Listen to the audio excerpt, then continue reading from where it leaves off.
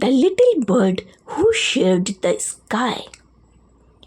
High above a green meadow, in a tall mango tree, lived a little bird named Chirpy. Chirpy had the brightest blue feathers and the sweetest morning song. Every day, animals gathered below just to listen. Chirpy loved singing, but he loved attention even more.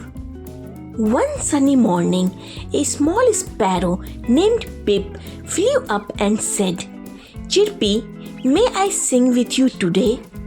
Chirpy fluffed his feathers and replied, "No, Pip, this is my tree and my sky." Pip flew away sadly. Soon, dark clouds rolled in. A strong wind shook the mango tree. Chirpy tried to hold on, but the branches swayed wildly. Just then, Pip returned with other birds. "Hold on to us," Pip chirped. The birds formed a circle around Chirpy, sharing their strength. Together they stayed safe until the storm passed. When the sun came out again, Chirpy felt ashamed.